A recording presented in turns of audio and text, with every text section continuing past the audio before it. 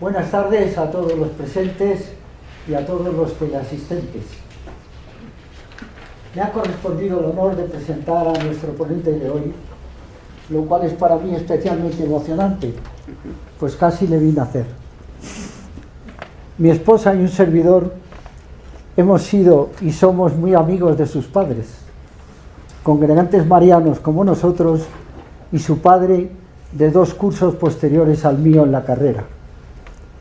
Eduardo Granados García es arquitecto por la Escuela Técnica Superior de Arquitectura de Madrid desde 1998 y licenciado en Teología por la Universidad Lateranense de Roma desde 2003. Durante muchos años ha trabajado como director comercial internacional de diversas empresas. Felizmente casado, lo dice él además, y actualmente padre igualmente feliz de 5 hijos. Aquí tenemos 2. No me resisto a mencionar que tiene 6 hermanos, 4 de ellos sacerdotes, de los discípulos de los corazones de Jesús y María. La vocación a la familia, heredada por supuesto, los he conocido en familia y era una gozada ver lo unidos y contentos que estaban siempre. Decía que la vocación a la familia le abrió la puerta a la llamada a la educación. Y en 2020 tuvo la oportunidad de dar el paso a la docencia. Actualmente ejerce su misión de profesor de secundaria y bachillerato en el Colegio Bilingüe Los Olmos de Madrid. Tiene además un libro, ha escrito un libro que es el objeto de esta conferencia, lo tenéis aquí, luego los que queráis se lo podéis adquirir. Y como hemos venido a escucharle a él, pues yo ya me callo. Eduardo, todo tuyo. Bueno, muchísimas gracias.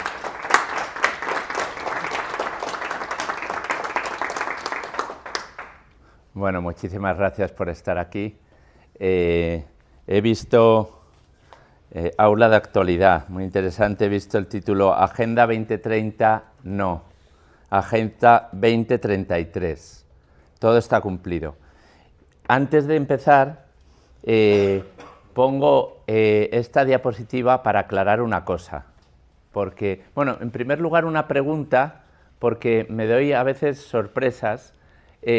¿Alguien no conoce lo que es la Agenda 2030? Que levante libremente la mano.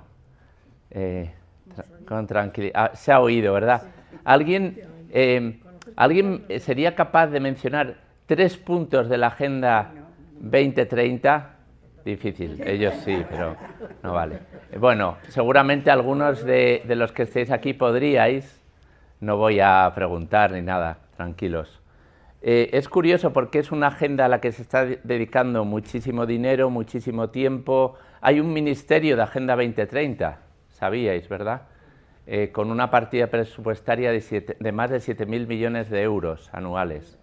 La Agenda 2030 está en los colegios, está en las empresas, ya es obligatorio para todas las empresas privadas o públicas. La memoria no financiera tiene que estar citando a la Agenda 2030.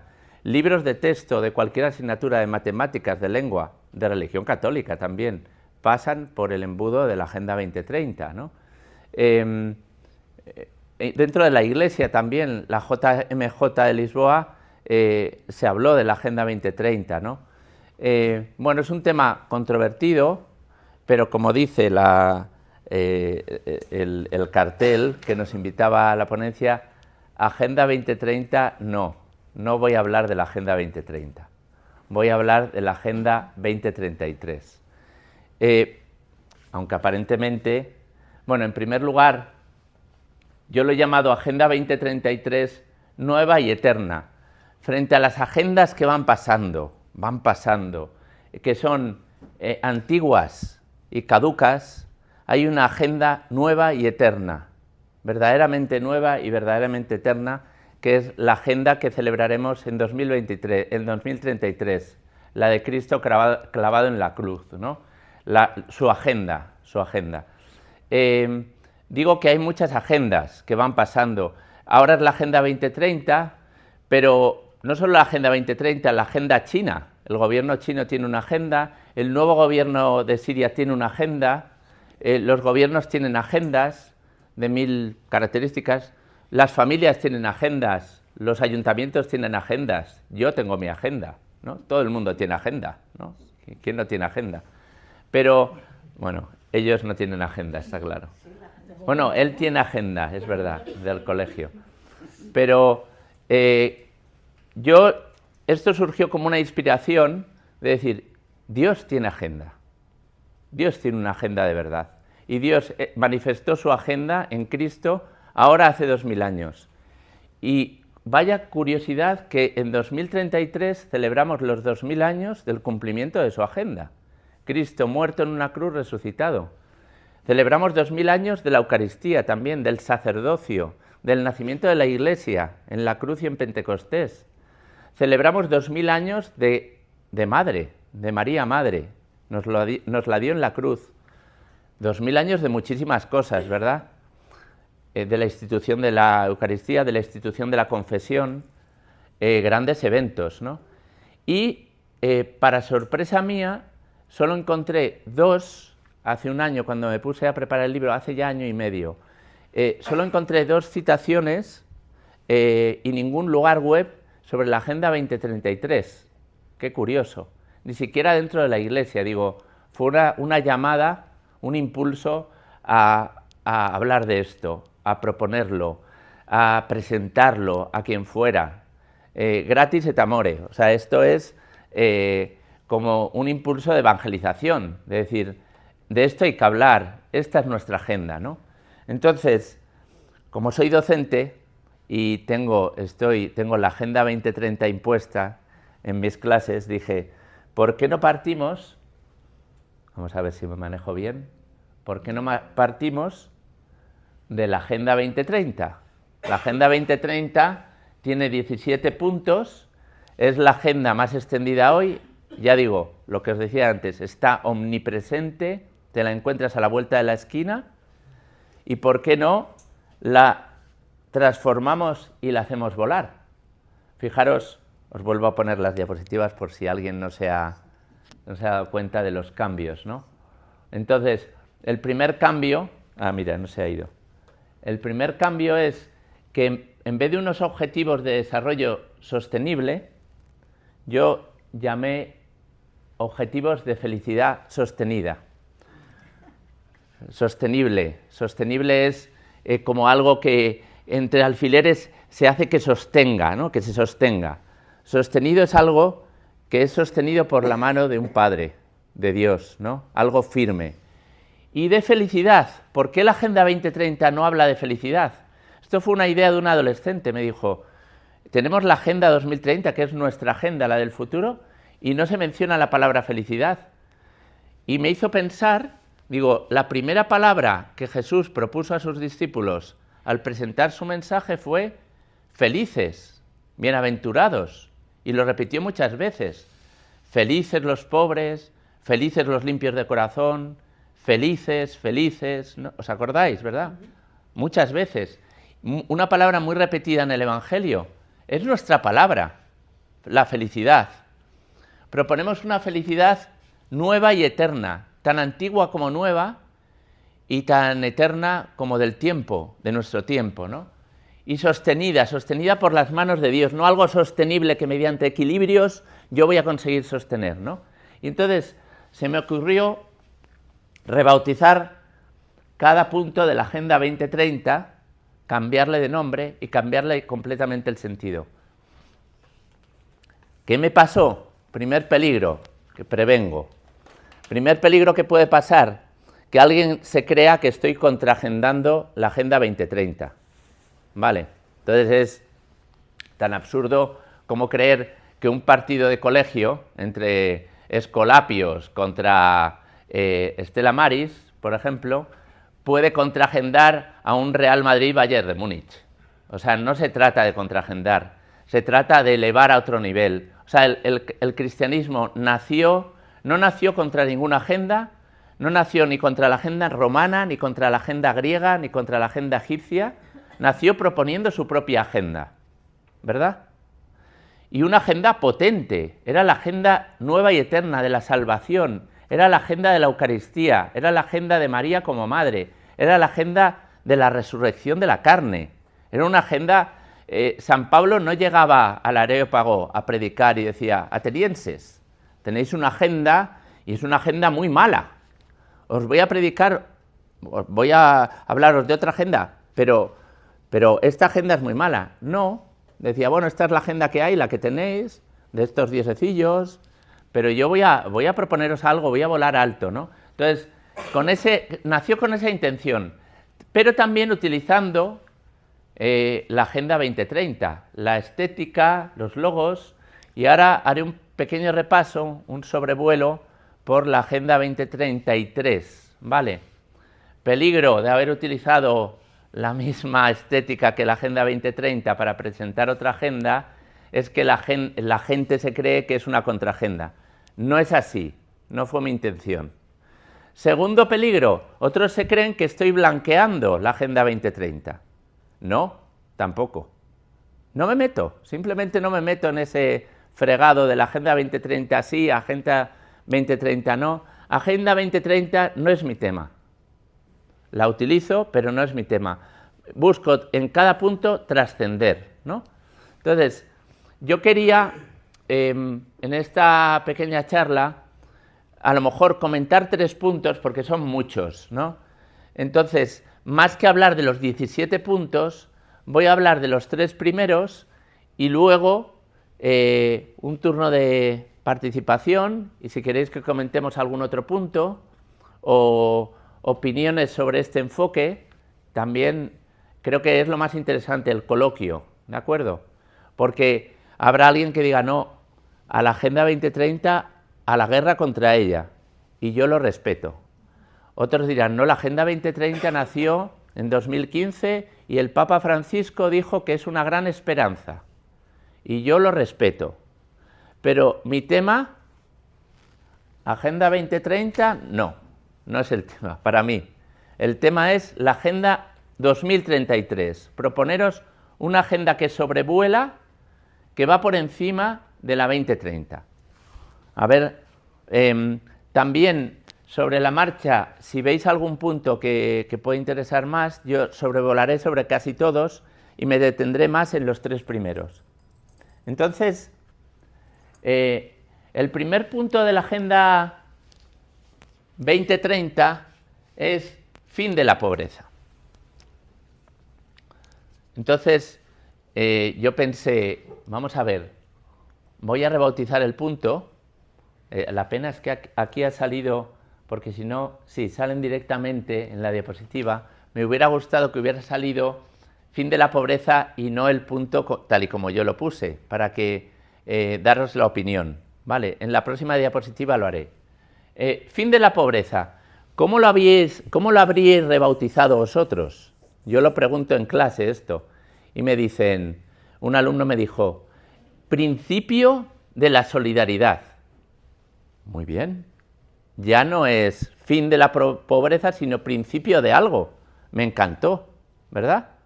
Cualquiera de nosotros con espíritu católico, con espíritu cristiano, podemos proponer algo mejor. El fin de la pobreza es el fin de algo. Qué pena que una agenda empiece con un fin. Las películas acaban con el fin. Y aquí, vale, finalidad, fin de la pobreza. Pero empecemos por un principio. Con una propuesta positiva. Este alumno tenía razón. Principio de la solidaridad. ¿Qué solidaridad? La solidaridad de Dios, que se hizo hombre. Y curioso, ahora en Adviento, que se me ocurriera poner al niño Jesús, ¿no? La encarnación. Este punto buscaba hablar de la encarnación. El movimiento que hizo Dios, el primer movimiento que hizo Dios hacia el hombre, su primer movimiento en la agenda fue de encarnarse. Nos decía un sacerdote santo que, claro, la palabra encarnación no tiene tanta fuerza porque la hemos usado tanto que ha perdido un poquito de fuerza en ámbitos católicos, que tendríamos que llamarla carnificación, o sea, que toma carne, Dios toma carne. La potencia de esa acción que consistió en amar, un movimiento de amor eterno, de amar al pobre. Entonces aquí, lo primero que hice en este punto es analizar qué es la pobreza. ¿Qué es la pobreza? Y entonces, la pobreza, hay una pobreza material, evidente. ¿Qué más pobrezas hay? La pobreza de espíritu, la pobreza de alma. ¿Cuál es más grande? ¿Cuál es más grande? Probablemente la de espíritu, porque provoca muchas de las pobrezas materiales que hay, ¿no?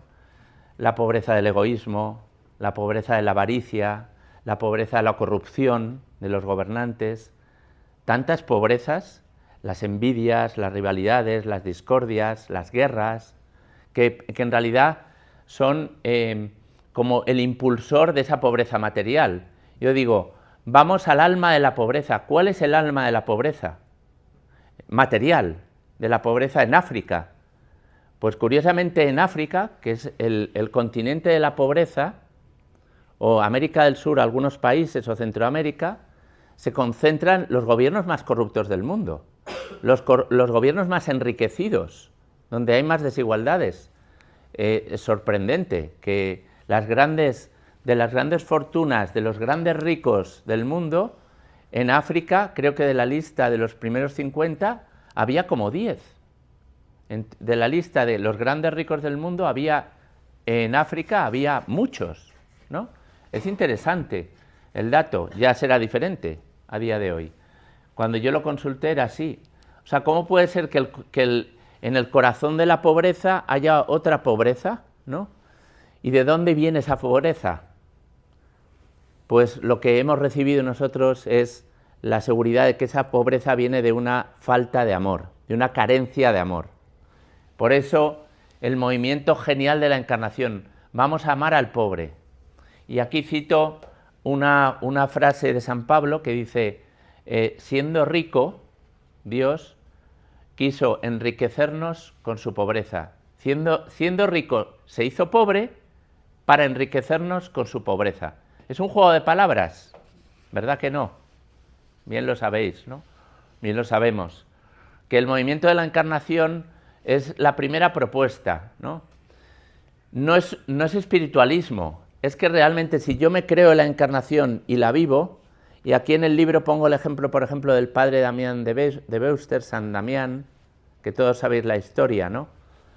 Cuando él llega a la isla de Molokai, entre los leprosos, al principio eran ellos los leprosos, vosotros los leprosos. Él estuvo 3 años predicándoles, hasta que un día, lavándose con agua caliente los pies, no los sintió.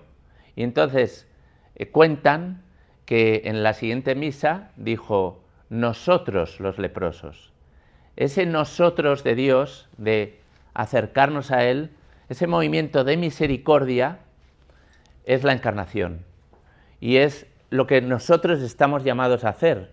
O sea, yo con mis alumnos, cada uno en su lugar de trabajo, de familia, convertir a los demás en un nosotros, no en un ellos, sino nosotros, ¿no? Esa solidaridad de la que hablaba el alumno, bien entendida, ¿no?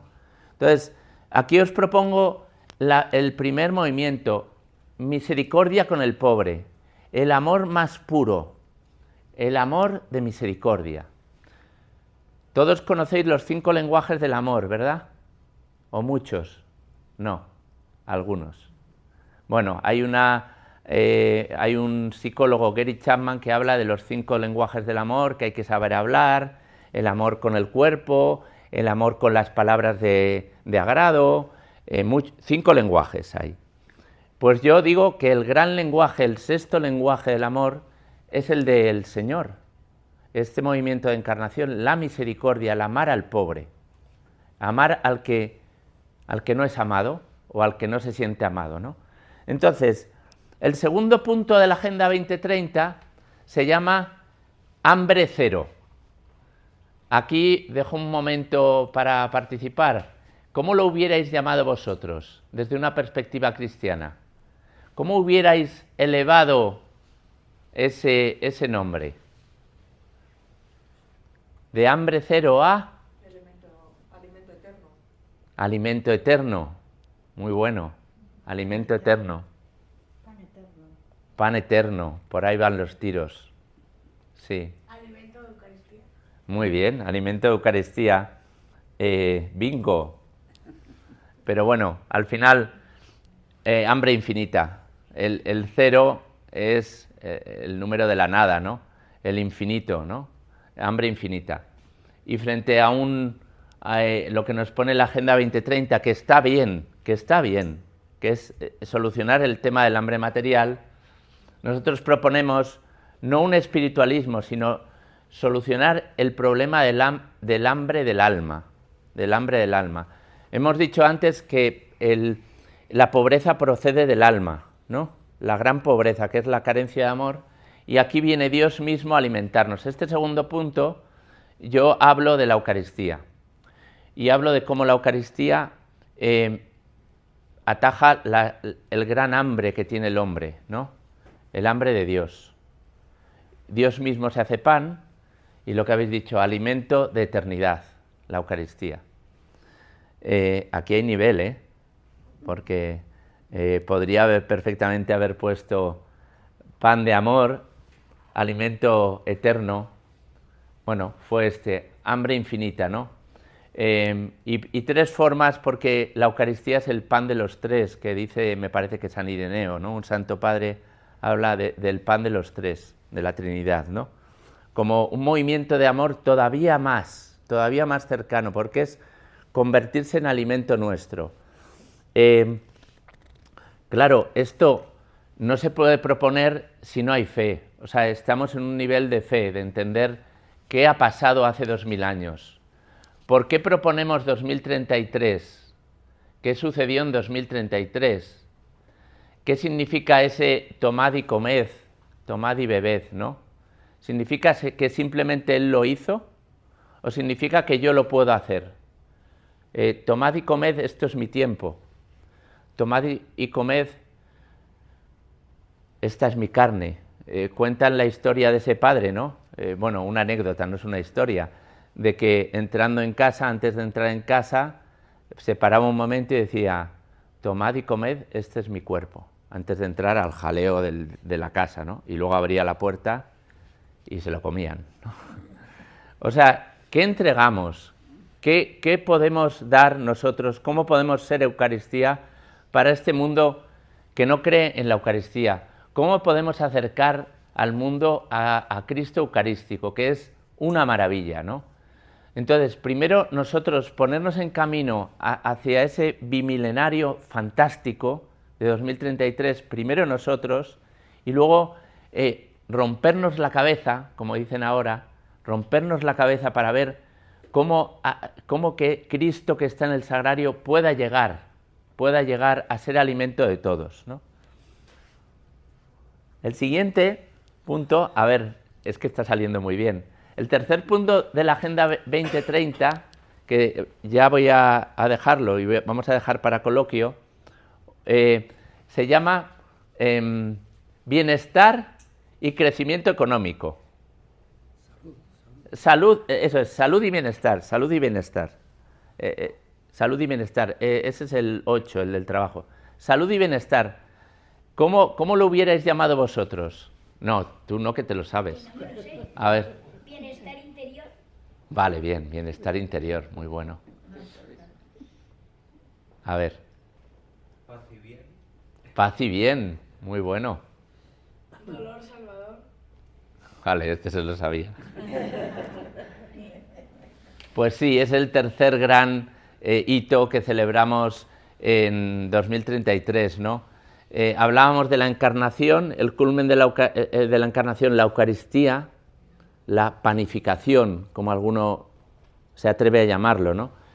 Y el culmen es convertir todo lo humano que sucedió en el misterio pascual, que es prolongación y es uno con lo que es la Eucaristía, en vez de salud y bienestar, que vete a saber qué salud y qué bienestar.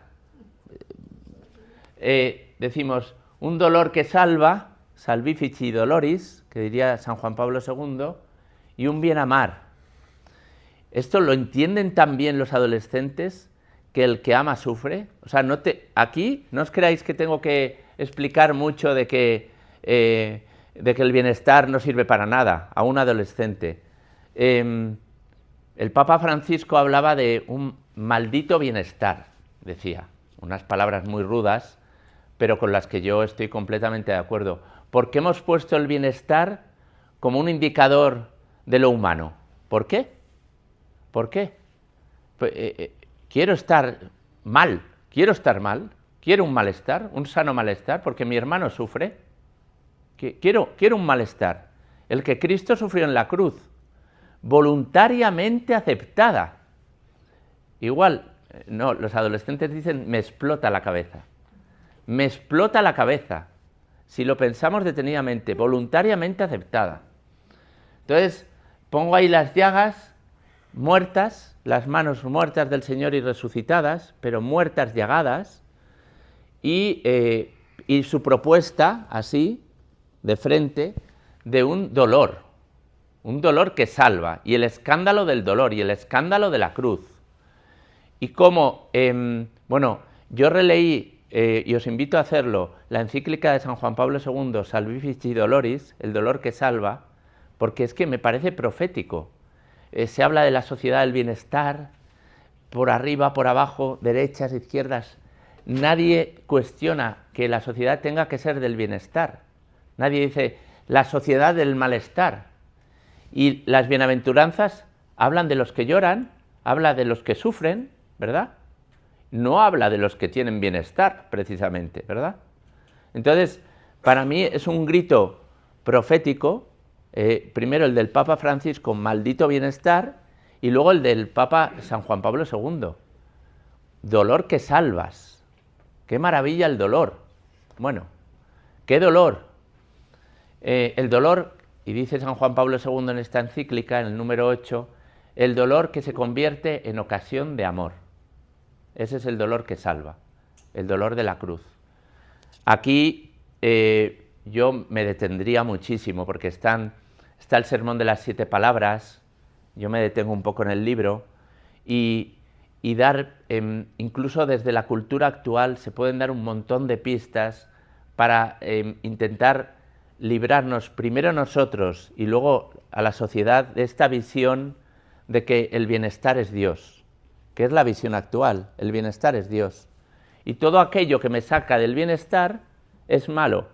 Y todo aquello que me provoca malestar, todo aquello que me provoca bienestar es bueno, y todo aquello que me provoca malestar es malo. Y la propuesta nuestra es diferente, ¿no? Disruptiva, escandalosa, revolucionaria, ¿no? Entonces, yo voy ahora a sobrevolar el resto de puntos, os voy a dejar verlos, los desarrollo en el libro, puedo desarrollar el que vosotros, donde os queráis deteneros, ¿vale?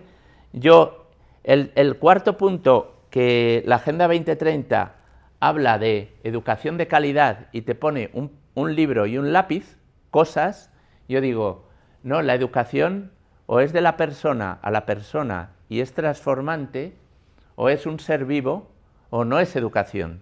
Es mi opinión, yo soy docente y yo lo veo. Si lo que yo enseño en una clase lo puede hacer una máquina, para mí no es educación. Bueno, es cuestionable. Si yo soy un instructor y esa instrucción la puede hacer una máquina, es instrucción, no es educación. Educación es sacar de dentro. Entonces, educación, cuando está bajo los parámetros de cosas materiales, de un libro y un papel y unos indicadores, como hace la Agenda 2030, de parámetros cuantificables, se queda, en mi opinión, en la superficie. Tenemos que ir al corazón de la educación, que en mi opinión, y creo que es la visión cristiana, es una paternidad. Una paternidad. Es hacer mío al otro. Pero bueno, aquí me detendría muchísimo porque justo yo soy docente y este es mi tema, pero voy a sobrevolar. Vamos a ver. El quinto punto, identidad de género. Este sí que es un punto conflictivo y aquí hubo una persona que me hizo este logo que me encanta. Comunión de hombre y mujer. O sea, frente a una, aquí es claro, frente a una igualdad de género y ya adoptando el género como una forma de ver la sexualidad y el hombre-mujer, lo que yo quise poner aquí, no me metí en si género o no género, sino en una comunión, una propuesta, ¿no?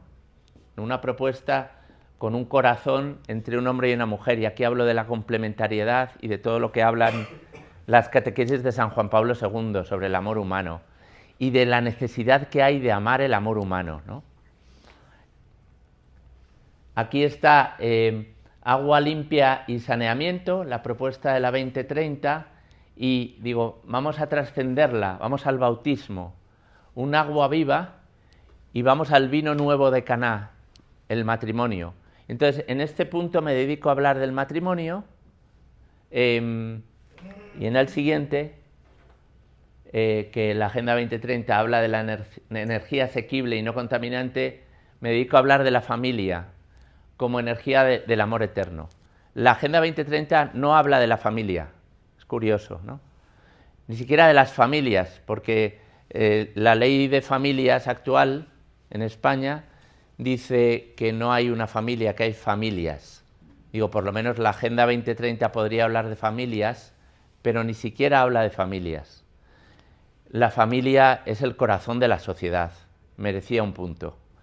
Y además es absolutamente coherente ponerlo con la energía, porque la primera familia nació en una cueva alrededor de un fuego. La energía nació para la familia, ¿verdad? Para unirnos, para darnos calor, darnos luz, para poder cocinar, para crear familia, hacer familia, ¿no? Insisto, no me detengo porque son muchos puntos. Aquí del trabajo decente y crecimiento económico, yo propongo un trabajo divinizante y un crecimiento integral. De la integralidad habla mucho Benedicto XVI y el Papa Francisco, pero lo vemos ahí en la carpintería de Nazaret. O sea, la idea de este punto es ponernos en la perspectiva de Cristo, cómo Cristo miraba la realidad desde esa carpintería de Nazaret y su propio trabajo, ¿no? Un trabajo que va a Dios, ¿no? Divinizante. Bueno, y así voy punto por punto. Los siguientes puntos son sobre todo de doctrina social de la Iglesia, de industria, innovación e infraestructura. Hablo de la innovación verdaderamente humana, que es cuando el Papa Francisco se refiere a la cultura del encuentro. O sea, todo lo que no nos lleva al encuentro no es verdadera innovación. Y hablo también de la generación humana, como prolongación de lo que es la familia. Pero bueno, voy a avanzar rápido y así dejo después un coloquio para discutir, en el buen sentido de la palabra, para que haya también propuestas y participación vuestra. Reducción de las desigualdades, que es el 10º, yo hablo de lo que es la Iglesia, una unidad, una propuesta de unidad en la diferencia. En vez de vamos a reducir desigualdades, que todos seamos iguales, vamos a aumentar unidades, ¿no? Pero respetando la diferencia entre sexos, incluso la diferencia entre países, la diferencia económica, ¿no? Vamos a respetar el mérito, pero desde una unidad. Vale, aquí este me encanta porque vuelve al tema de la sostenibilidad. Ciudades y comunidades sostenibles, que haya parques pero que haya crecimiento, que haya tal pero que haya esto, como una lista de contrapesos, pesos y contrapesos por todos lados. Mientras la propuesta de la doctrina social de la Iglesia es la civilización del amor, de la que ya hablaba San Pablo VI, San Juan Pablo II, ¿no? Entonces va más allá de la sostenibilidad, hagamos que el amor sea el sostén de la civilización. Pero bueno, aquí el desarrollo igual sería larguísimo, igual que por ejemplo aquí pasar de una producción y consumo responsables, fijaros, como un constante girar, como una economía que llaman circular, ¿no? Que circule, que todo circule, a una economía de la gratuidad, que todo sea como una espiral, no un círculo, una espiral abierta, Y ahí están los 7 sacramentos y en vez de esto un infinito, ¿no? Una apertura, comprendéis, ¿no? Es que en realidad la economía circular en sí misma es una falacia, o tiene algo de falacia porque todo se va desgastando. O sea, la economía circular como tal no existe, es una economía espiral, todo se va degradando. Pues hablo de esa economía de la gratuidad de la que hablaba Benedicto XVI. Y así voy cambiando punto por punto, de la acción por el clima a la acción por una ecología humana, de la vida submarina a la vida oculta. Esto es bonito porque la Agenda 2030 de repente se fija en lo invisible, algo que yo no he visto y la mayoría de los aquí presentes no habremos visto, una ballena, el fondo marino, delfines nadando en el Océano Pacífico, yo qué sé, de repente hay un punto que es vida submarina, los microplásticos flotando en el mar, creemos que existe, ¿no? Y hay que luchar contra ello, pero yo digo, hay otras vidas ocultas, la vida intrauterina, por ejemplo, es una vida oculta que nadie ve, la vida de los presos en las cárceles, de todos los dejados de lado, la vida de los enfermos, la vida de los moribundos, incluso de los fallecidos, la vida oculta, la vida de las contemplativas y contemplativos, un montón de gente que no aparece, ni en los periódicos ni en la visibilidad, ¿no? Entonces me detengo en ello. Ecosistemas terrestres, yo hablo de ecosistemas del bien común, aquí hablo de las virtudes, de la necesidad de crear un mundo donde lo que reinen sean las virtudes. Pongo una flor con forma de cruz. No renegamos de la belleza, para nada. O sea, la belleza de la creación nos lleva a la belleza de la virtud. Es lo que yo propongo en este punto. O sea que sin virtud no hay ojos para ver la belleza. Esta frase creo que es de Santo Tomás de Aquino. También la cito ahí en el libro. Y por último, por penúltimo, este me encanta porque la Agenda 2030 habla de cosas muy buenas, paz, justicia, instituciones, pero el Papa Benedicto, en su encíclica La verdad en el amor, habla de que hay que anteponer a todo la verdad y el amor, porque si no la paz y la justicia no serán ni para el amor ni verdaderas, ¿no? Existe la falsa paz, existe la falsa justicia y existen las falsas instituciones también, ¿no? Entonces, aquí pongo como número 1 la verdad en el amor. Y la paz, la justicia, la solidaridad vendrán. O sea, a este punto estuve tentado de llamarlo paz y amor, o amor y paz, pero luego leyendo Caritas in Veritate del Papa Benedicto, dije, vamos a anteponer la verdad y el amor, ¿no? Y por último, acabamos con el cielo.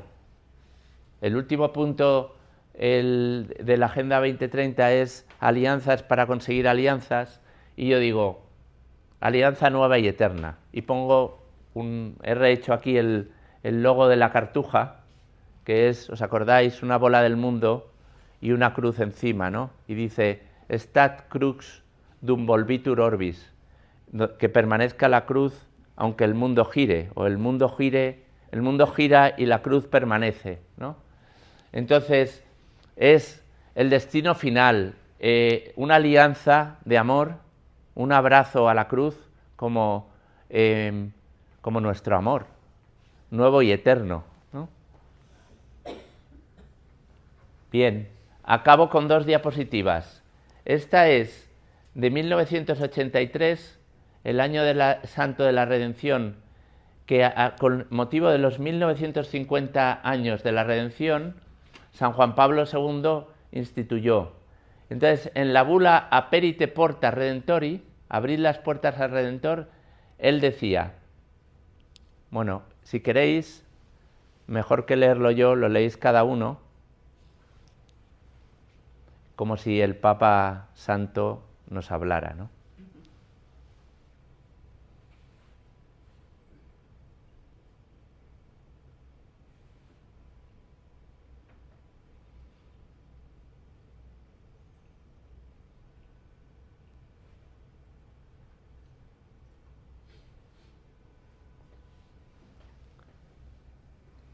Y aquel mismo año, pues el Papa bendijo una cruz, la cruz de la JMJ, que sigue hoy llevándose a todas las JMJs, nació del jubileo a los 1950 años de la redención. Y decía, con el jubileo queremos celebrar la victoria de la vida y la libertad, porque ésta da su plena dimensión al misterio de la redención y revela la fuerza de la cruz. A todos os invito a ser evangelizadores y testigos de la redención. Así realizaréis la misión a la que nos llama el Año Santo. O sea, mi deseo sería ya prepararnos, empezando por los que estamos aquí, y yo mismo, ¿no? Como el que habla, o sea, todos, comenzar hoy a prepararnos para ese 2033, que ojalá sea un gran jubileo de la Iglesia, que ojalá sea un año santo de la redención, pero que empiece aquí y ahora, en el corazón de cada uno, ¿no? Como una llamada a renovar ese amor a la cruz y ese amor a la Eucaristía, ¿no? Que hace casi 2000 años pues comenzó. Y con esto dejo ahora un espacio para que comentéis lo que veáis de esta propuesta.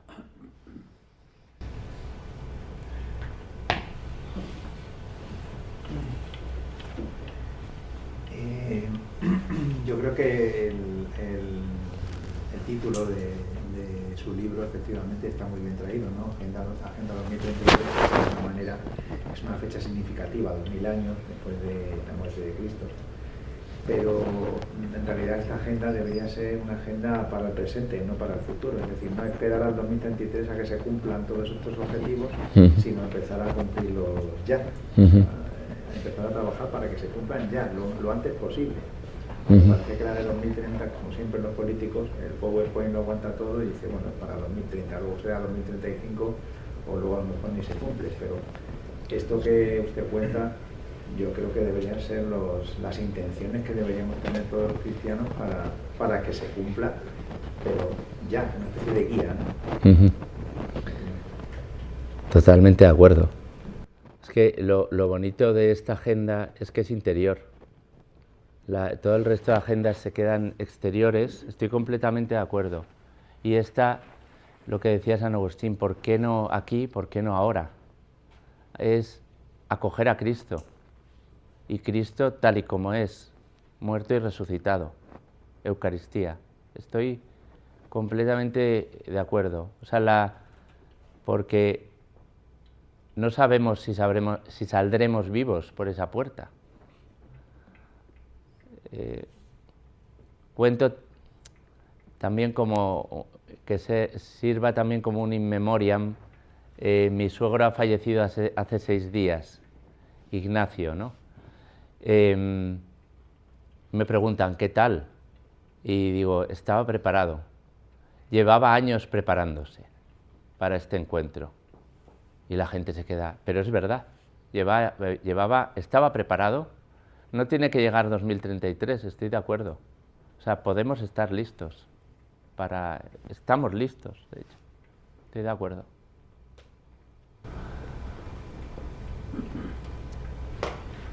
Los puntos de la 2030 teóricamente tienen muy buena presentación. Hombre, qué bien suena esto, ¿no? Acabar con la pobreza. El problema está luego en cómo lo quieren desarrollar. El problema es como aquella frase de yo hago la ley, pero prefiero hacer los reglamentos. Y eso es lo que está pasando aquí. Que ¿cómo quieren desarrollar todo esto? Con una manipulación total del hombre. Ese es el problema. Es decir, la Agenda 2030, teóricamente y en el papel, pues suena bien, pero luego la forma de desarrollarla y todo lo que están planteando para que eso se lleve a efecto es al final manipular al hombre y hacerlo, bueno, la frase esa de todos somos iguales, pues ya eso indica una manipulación total, ¿no? Lleva muchos años la manipulación. Bueno, yo he pertenecido a la enseñanza muchos años, 35. Y en esos 35 años, yo te diría que los últimos, yo hace 5 que estoy jubilada, pero en los últimos 10 antes de jubilarme, ya estaba incluido en los textos, como tú dices, y en los cursillos de formación que nos daban, esa Agenda 2030 de forma muy taimada, muy bien introducida, de tal manera que pareciera como algo normal, ¿no? Y eso te quitaba esa libertad, te quita esa libertad. Si tú te sometes a las directrices que vienen de arriba de educación, te quitan esa libertad. La libertad que antes se daba en una clase como formando personas, ya no, ellos quieren que seas instructor, no formador, porque claro, formas personas con criterio y ellos quieren que no tengan criterio para que sean manipulables y todos sean iguales. Esa es la triste realidad. Que nosotros podemos dar ejemplo a través de nuestro trabajo, es cierto. Es un pequeño granito de arena que si tú lo haces, otro compañero lo hace, pues se va dejando ahí. Pero es una lucha titánica. Es como un barco que va hacia un iceberg, ¿no? Está muy bien planificado, muy bien planificado. O sea, yo creo que empezaron por la educación y de ahí llega todo lo demás. Lo que sí es verdad, o sea, yo en estas charlas he dado unas cuantas, ¿no? Y veo de todo, veo gente muy a favor dentro de la Iglesia Católica, otros muy en contra, otros ni fu ni fa, muchos que no saben, pero digo, yo cada vez veo más que si nosotros tenemos algo que proponer, no tenemos que estar, no tenemos que estar solo como siempre una página por detrás de la propuesta que hace la humanidad, sino que podemos ir una página por delante, como, digamos, o también una página por detrás, pero sabiendo que el que lleva todo va una página por delante. Es que pienso, por ejemplo, el cristianismo llegó, ¿no? Y entonces, los primeros pensadores cristianos, comenzando por San Pablo, pero luego Tertuliano, y hay uno, San Justino, que habla de las semillas del verbo en todo, ¿no? Semina verbi, o semina verba, ya no me acuerdo, pero las semillas del verbo. Es decir, en esta filosofía pagana, en esta forma de ver de los griegos, de pura sabiduría, fue el primer filósofo cristiano, porque era cómo recoger esas semillas de verdad, que las hay, en cualquier religión, en cualquier punto de vista de una persona, en una conversación de cafetería, y decir, ¿cómo esa semillita que hay de verdad, o esas semillitas que hay de verdad, cómo hacerlas crecer? Porque lo bueno de la Agenda 2030 es que son grandes deseos, y por eso el Papa Francisco decía una gran esperanza. Pero acto seguido después el Papa Francisco decía, pero tiene que cumplir estos 7 requisitos, y no cumple ninguno. El Papa Francisco no lo dijo, pero si lees los 7 requisitos que pide al desarrollo de la Agenda 2030, no los cumple. Pero es que tampoco es nuestra guerra, creo yo, ¿eh? Creo yo que nuestra guerra es vivir la Agenda de Cristo, vivirla a fondo, ser otros Cristos. O sea, yo al final digo, es la agenda de la santidad. Eso sí que el Papa Francisco, en Christus Vivit, sobre todo, a los jóvenes, la que dijo a los jóvenes es, tú eres el ahora de Dios, les dice, nos dice en realidad, que tenemos un alma joven. Tú eres el ahora de Dios. No, bueno, haz lo que puedas. Tú eres un Cristo hoy, un santo. O sea, para mí es una llamada a renovar nuestra vocación a la santidad. Fíjate. Por supuesto, en esa renovación a la vocación a la santidad y en ese ser santos, habrá algunos que estén llamados a batallar, a dar la batalla cultural y a por ello, ¿no? Y a contraagendar y a lo que sea. Yo, en esta llamada que sentía a escribir este libro y a difundir esta idea, no lo vi como ponerme enfrente y decir stop, sino decir no, cojo fragmentos de verdad y los desarrollo y los hago volar, ¿vale? Pero respeto totalmente a gente que está hablando y dando la batalla cultural en muchos frentes, y eso hay que hacerlo. Pero claro, teniendo la conciencia de que lo primero es yo dar un sí a Cristo en mi corazón. O sea, no es como una cosa de me voy frente a los otros con los que no estoy de acuerdo, sino es desde Cristo, yo siendo Cristo y buscando la santidad, entonces ya a los San Agustín o a los Santo Tomás de Aquino o a lo de... pero con el estilo de Cristo, ¿no? Esta es la idea. Sí, sí. Vamos a ver, me parece muy loable tu propuesta, o su propuesta. Yo no creo que las instituciones católicas deban aceptar como si fuera obligatorio. No es obligatorio. Lo que pasa es que tenemos una presión muy grande. De los 17 o los 17 objetivos, hay 3 que, sin quererlo, usted ha criticado. Sin quererlo. No voy a partir, pero ha partido. Salud y bienestar, yo también soy docente, educación y luego igualdad de género.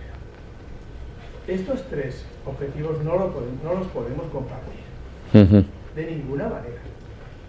El primero porque, aparte de los 17 objetivos, hay 169 metas. Y las metas, cuando uno lee, ve que es claramente pro-abortista. Entonces, ¿cómo vamos a aceptar eso? ¿Cómo puede haber católicos que digan, bueno, pues yo no lo veo mal? Claro, lo han redactado para que suene bien.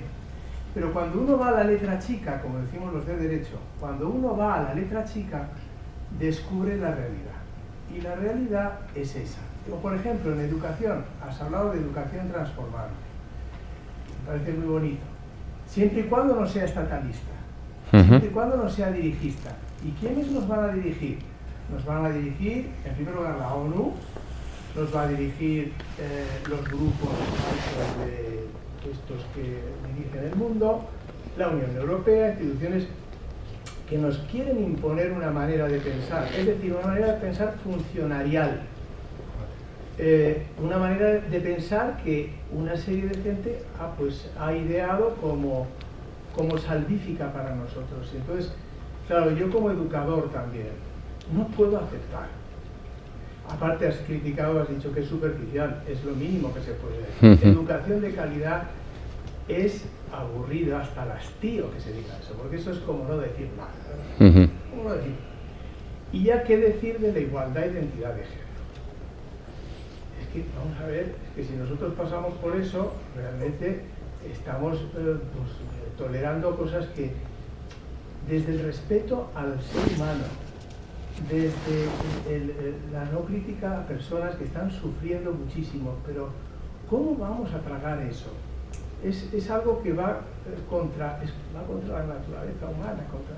Entonces, yo la verdad es que valoro, no me esperaba esta propuesta en positivo, pero es que eso nos lleva a una crítica profunda de lo que nos han planteado. Y creo que remueves conciencias, ¿no? Porque sin querer decirlo así, lo has dicho con mucha elegancia, es decir, yo no critico, pero la verdad es que debemos decir no a esta Agenda 2030. Sin quererlo. Bien, pero realmente es mira, por ejemplo, dice, no habla de la familia.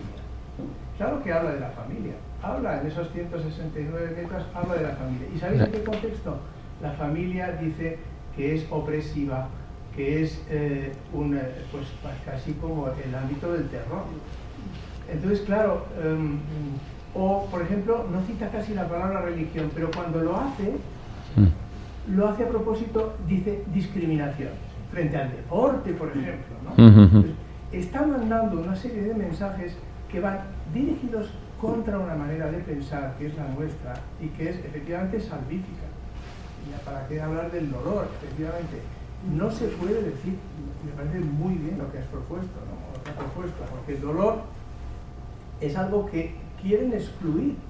Es lo que más teme el ser humano ahora, educado con esta idea postmoderna de la felicidad, como has dicho muy bien, has criticado muy bien el bienestar, perfecto, es la ausencia de dolor y, por tanto, el máximo, la maximización del placer. Perdón, solamente quería decir eso, no quiero. Yo alabo, elogio de verdad la propuesta, no me lo esperaba, me parece muy interesante, pero yo creo que parte de una idea de no aceptación de la agenda. Nos llevará, y a mí decir estas palabras nos llevará al martirio, pero ideológico. Eso del martirio ideológico lo decía Monseñor Munilla en una conferencia que yo fui y estoy plenamente de acuerdo. La cancelación es una especie de martirio ideológico. O sea, cancelados, desterrados, tu opinión no cuenta, es otro tipo de martirio, efectivamente, y muchas veces con una exposición de lo que para ti es la verdad, pero ya por esa exposición, pues, que está pasando, que en el tema de género está pasando, en todos los temas, estoy completamente de acuerdo contigo. Lo diga gente muy creyente, poco creyente, incluso gente no creyente, ciertos temas ya están cancelados. Pero entre nosotros los creyentes, pues hay que estar preparados. Munilla decía que probablemente no en esta generación, pero en la que viene, pues haya ya mártires, pero de sangre. Bueno, Dios dirá, pero es posible. No hay que estar cerrados, o sea que puede ser que las cosas se enconen o que haya presos. Bueno, ya hay presos, de hecho, por sus ideas o por pocos, pero alguno, ¿verdad? Pero que vaya increciendo, que la ideología que hay por detrás pues se vuelva más agresiva y que esto puede desencadenar algo. Efectivamente, yo estoy de acuerdo contigo. Lo que digo es, a lo que voy es, como en vez de como a la defensiva o como al ataque de algo, con la grandeza de lo que tenemos. O sea, como entrando en el barro, pero entrando en el barro como el padre que va a recoger al niño del barro, decir, oye, os voy a ayudar, ¿no? Como el apóstol, en realidad, como decir, estoy con Cristo, ya hemos vencido, todo es nuevo, todo es eterno, venga, yo tengo ya una agenda con mayúsculas, voy a ayudarte a sacar esta agenda humana, pero desde otros presupuestos, vamos a llegar más adentro, más a fondo, ¿no? Sí. Yo quería comentar que yo creo que todas estas enseñanzas de la Iglesia, que son muy maravillosas, muy bonitas, si se explicase mejor, la gente lo entendería. O sea, porque quiere decir que esta contradicción entre felices los pobres, felices los que lloran, la gente no lo entiende, tienes que explicarlo, tienes que llegar a esa mentalidad, a esa profundidad de pensamiento, que si una gente se queda a la superficie y dice, no quiero saber nada de eso. Entonces, por ejemplo, yo me he dedicado muchos años a los matrimonios, a los cursillos. Entonces, por ejemplo, la Humane Vitae de Pablo VI es una preciosidad, el amor humano. ¿En qué profundidad explica por qué es malo los métodos anticonceptivos? ¿En qué van en contra del ser humano, de la mujer sobre todo? Pero es una filosofía súper profunda, que si tú no lo enseñas bien, no se comprende. La gente se queda muy por encima. Cuando ya llegas a entender toda esa profundidad, de todo te das cuenta que dices, pues qué bonito. O sea, esto a la gente si se lo explicas bien no entiende. Pero si no se lo explicas, le dices simplemente que no se puede hacer nada contra la fecundación, pues que lo que me estás contando, eso es de mi bisabuela, ahora no. Entonces explícaselo, porque todo el mensaje de Jesucristo es muy profundo. Todo. Desde el Padre Nuestro. Es que si no lo entiendes, dices, ¿qué me estás contando? Que yo perdone a quien me hace no sé qué. No me lo digas, es imposible. Y efectivamente es imposible si no lo entiendes. Pero al momento que tú llegas a entender esa filosofía tan profunda, vas en esa rueda de ir mejorando toda esa basura que es la sociedad actual. Y en esa explicación me leí este verano un libro de Olga Bejarano. Olga Bejarano murió en 2008 después de más de 25 años pentapléjica y viviendo. ¿Alguien ha leído algo? Pues, porque están descatalogados. Había un libro que se llama Alma color salmón y habla de toda su experiencia. Ella conseguía escribir de una forma que cada palabra tardaba pues unos segundos en poderla escribir, garabatos. Tiene 4 libros, otro que se llama Garabatos de Dios. Hay que buscarlos en Iberlibro, porque están descatalogados, ¿no? Pero es un tesoro. Yo, de hecho, escribí a la editorial para que lo reeditasen hablando de la eutanasia. O sea, qué sentido, qué profundidad, qué visión de fe, qué grandeza, ¿no? Esta Olga Bejarano. Y bueno, de hecho, hasta estuve tentado de... Lo que pasa es que era caro y finalmente no lo hice, para que se hiciera una reedición pequeña para que se pudieran leer este testimonio. Pero en estos tiempos, donde el sufrimiento parece que hay que matarlo, ¿no? Contradictorio porque venimos al mundo con sufrimiento. Claro. Y las madres sufren, pero luego son felices de tener al niño. Es decir, es que el sufrimiento te puede llevar a la felicidad perfectamente. Es innato en el hombre. Y eliminarlo es un error muy gordo. Porque no quemas algo que tú tienes que pasar por ello. Es así. Es que yo pienso que el dolor es el regalo que nos da Dios para unirnos a su cruz y con ello ser redentor también. Ese dolor se convierte en redentor. Que tienen los dos. Y por ahí, un momento ahí. Me gusta esta reacción que ha habido. Lo que pasa es que los cristianos no lo hemos perdido, porque todo esto de la 2030 empezó en el 2004 por ahí. Estaba yo metido ya, bueno, me metieron los gases de efecto invernadero y la ecología, la madre que les parió. Y resulta que todo esto, la idea es buena, pero como yo digo, es una idea portuguesa, que me perdonen los portugueses, roja y verde. Y han quitado totalmente el espíritu cristiano de toda legislación actual a nivel global. Y eso es una cosa que hemos perdido los cristianos y que nos hemos dejado, yo no sé cómo, porque desde Adenauer y todos estos que eran cristianos y hicieron una Europa con las estrellas de la Virgen en la bandera, a lo que es ahora Europa y lo que es ahora el mundo, nos van a pasar muchas a nuestra generación, porque nos hemos dejado comer totalmente. Por eso me gusta que al menos haya una reacción con tu libro sobre en contra de la idea general de lo que es actualmente el sentido político de no solamente Europa, sino todo el mundo, que se está imponiendo, como que dice, la ONU, la UNESCO y todo esto, y se están cargando la idea y están haciendo una cosa materialista que la idea es buena, pero que la práctica, para mi gusto, es mortal. Lo he dicho por aquí años, es mortal. Es que son compatibles ambas, ¿verdad? Lo que decía, es que vamos a ver, hoy no se puede callar. El problema, tú preguntabas, ¿qué ha pasado? Pues ha pasado que quienes deberían decir la verdad no la dicen, desde hace 25 años, desde el postconcilio, están callados, ¿no? O sea, los que tenían que dirigir no dirigen, los que tenían que decir la verdad mienten, los que tendrían que dar luz confunden, y dicen, callan, dicen cosas a medias. Y no hay que tener mucho juicio crítico y que hay ejercer juicio crítico, porque juzgarlas los actos, no es juzgar a las personas. Hoy hay una confusión tan grande que por no vaya a ser que falta unidad, falta de calidad, hay que estar, no señor, si se equivoca, por muy alto que esté, lo que dice es una equivocación.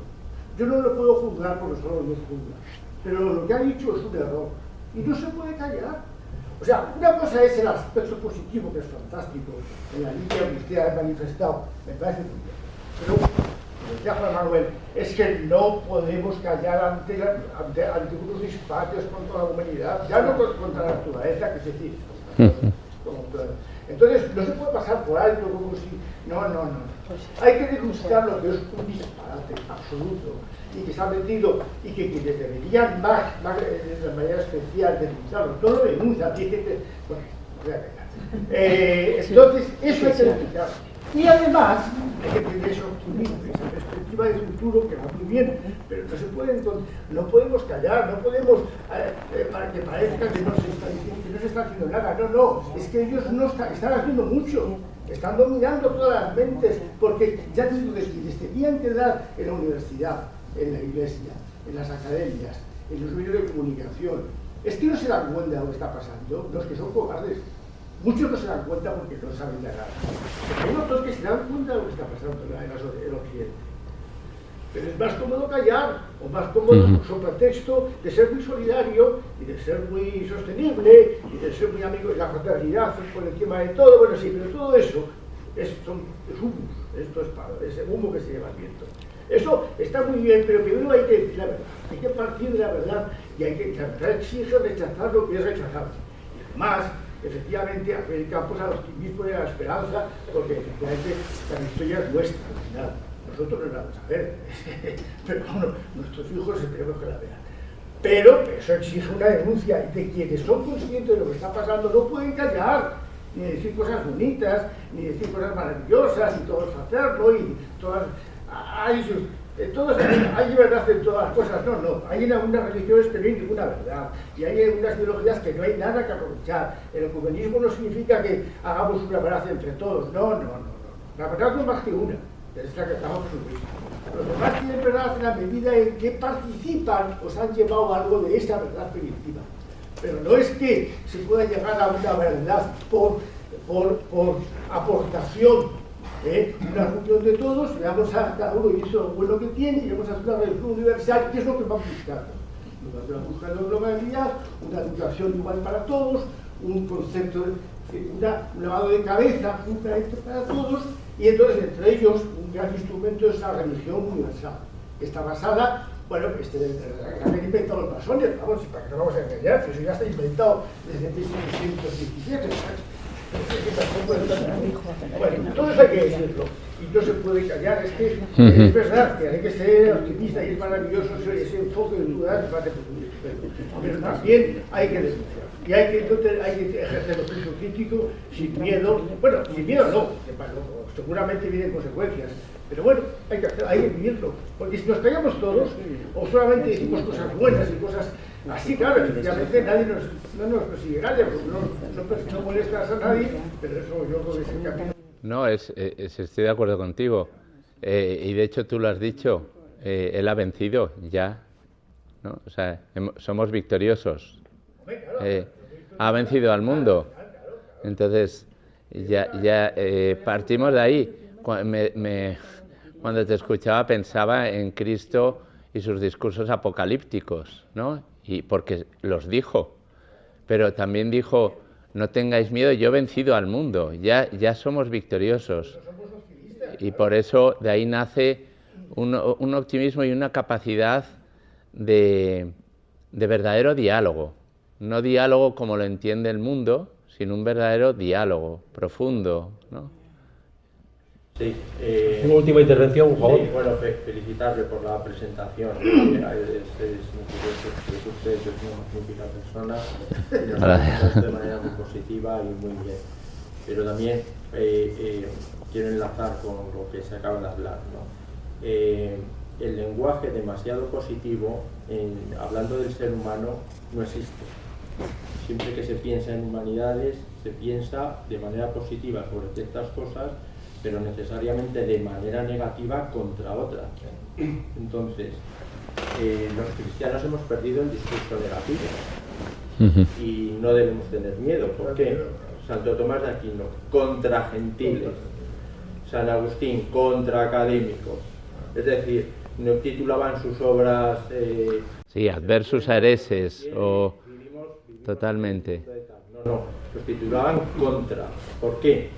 Sobre todo, porque se necesita el lenguaje negativo para producir el contraste. Si yo digo todo es bueno, todo está bien, vamos a querer a este señor igual de la misma manera que este, yo confundo, yo estoy confundiendo. Cuando una cosa está bien, estará bien, y eso necesariamente se tendrá que oponer a otras cosas, y eso habrá que denunciarlo. Entonces, uno de los problemas que tiene hoy la Iglesia es haber caído en la trampa de la tolerancia. ¿Cuál es la trampa de la tolerancia? La trampa de la tolerancia es convertir en un valor absoluto un valor que es secundario, que es el de la tolerancia. Entonces, por no discutir, por no argumentar, el otro día en la inauguración de la Catedral de Notre Dame, se pospuso la misa al día después. O sea, esto es algo muy concreto. Lo principal, que es el Señor, que es celebrar la misa, que es para lo que está un templo, pues porque el político pagano que tenía que decir allí sus paridas de que ese templo era importante porque allí se coronó a Napoleón, se pospuso la ceremonia de la misa para el día después. Estas son las cosas que traen pues esto. Entonces, este es el buenismo, este es el Dios muy importante que da para el día después, para que Macron y sus secuaces y tal, pues expongan allí sus ideas políticas de que viva Napoleón y que Notre Dame de París es importante porque no sé qué actos se hicieron allí en la Revolución Francesa contra la Iglesia. Entonces, pues creo que hay que pronunciarse contra. Sí, pero... Que el arzobispo de Madrid los tenía que haber echado todos a patadas. Yo ahí creo, yo estoy contigo de acuerdo, lo que decía el Papa Benedicto XVI, el tolerantismo, impera el tolerantismo. Sí, sí, necesita el lenguaje contra. Sí, sí, pero prima, yo en mi opinión, prima lo positivo, y prima no el buenismo, sino lo bueno, lo bueno. Lo bueno es lo que salva. Y la predicación de lo bueno es lo que como un imán atrae a cualquier ser humano que busca lo bueno. Entonces, pues la suma teológica, el gran libro de Santo Tomás de Aquino, al final, vale, vas en contra, y todos vamos en contra de algo, pero al final la predicación que llega, la de Cristo, fundamental, sobre todo al principio, era la predicación de la verdad, de la belleza, de la bondad, de Dios. Sí, vienen los discursos. Sí, por supuesto. Pero yo digo, en este mundo, es mi opinión, ya he dicho antes, yo he hablado de esto con Jaume Vives, que tiene otro discurso desde ACDP, pero que yo comulgo perfectamente con Jaume Vives o con otra gente que está escribiendo sobre esto. Mayor Oreja ha hecho sobre la 2030 un manifiesto, sí, y comulgo con el manifiesto de Mayor Oreja de la Fundación Neos, pero yo no digo, estamos perdiendo, creo yo, en la Iglesia, la denuncia se está perdiendo, pero el anuncio, que va a llevar una denuncia, si el anuncio es potente, auténtico, integral, sin despojar nada de la radicalidad del Evangelio, de su potencia, va a venir la denuncia implícita, que yo es lo que busco, que la conversión, porque yo no busco que el que no está de acuerdo conmigo me replique y entrar en una guerra de ideas, de ideologías. Yo busco, a través de este libro, es un proyecto de evangelización, de que la persona cambie su corazón, no sus ideas. Las ideas cambiarán con el corazón arrastrará las ideas. O sea, yo digo, el movimiento de la primera Iglesia, del anuncio del querigma, de la verdad fuerte de un Cristo muerto y resucitado, de la Eucaristía, de la novedad del cristianismo, ¿sabes? O sea, digo, sin quitar que otras personas apuesten más por la denuncia, pero yo no conozco santo que no haya empezado o que simultáneamente con la denuncia lleve un anuncio. Me dice San Agustín, vale, contra, pero también tiene sus confesiones, tiene todas sus homilías y sermones, o sea, siempre hay, en cualquier movimiento de santidad, hay una propuesta potente. San Ignacio de Loyola y escribió muchas cartas contra, pero tiene los ejercicios espirituales, que es una propuesta constructiva, ¿sabes? Entonces, las cartas de San Pablo tienen muchas denuncias, pero sobre todo es el anuncio de Cristo, ¿sabes? Bueno, aquí podríamos hablar mucho tiempo y llegaríamos, estoy seguro, estamos en la misma línea, lo que pasa es que a lo mejor unos dicen, no, pues yo antepongo primero la denuncia, y porque esto está muy mal. Y yo digo, bueno, por muy mal que esté, yo prefiero anunciar un sí que anunciar un no. Pero aquí, pues es opinable. Unos prefieren comenzar con el no, pero yo estoy de acuerdo siempre que haya un sí después, ¿sabes? No quedarnos en el no, que haya un sí. Es que van de la mano, es decir, desde que uno hace una propuesta positiva, ya se lo estoy diciendo, es decir, desde que uno se afirma en algo, necesariamente entra en contradicción con lo que se le opone. Es decir, es que no es una cosa o la otra, es que son las dos a la vez. Lo que no puede ser es que el discurso de la Iglesia esté dominado completamente de acuerdo por lo positivo, y que las personas, los chicos, las personas que necesitan orientación, pues parezca que todo vale, que es lo mismo A que B, porque nadie les dice esto es pecado, y si esto es pecado vas al infierno. Es decir, el discurso que me ha dicho completamente de acuerdo. mis abuela, y así hasta sí. Entonces, ¿por qué? Porque los dos son necesarios. Es decir, que los dos son necesarios. Entonces, yo no estoy criticando, por supuesto que si todos estamos además aquí, claro, y muchos hemos salido de misa, es decir, estamos por lo positivo, pero como no nos va a doler la gente cuando la vemos equivocarse, y por miedo, por falso respeto, oye, pues sigue equivocándote, que como Dios es bueno y misericordioso, y todo vale, y todo está, pues pégatela. Sí. No. Eso no hay quien lo trague. No hay quien lo trague. Sí, estoy de acuerdo. Sí, estamos de acuerdo. Eso con su hijo no lo haría. No. Claro, no. Entonces, es la caridad. Claro. La caridad. Tú no puedes ver a uno que se va a tirar por una ventana, bueno, pues tírate. Es una opción. Es tu opción vital. No pasa nada. Eso es imposible. Bien. Desgraciadamente tenemos que terminar. Bueno, muchísimas gracias. Gracias a todos.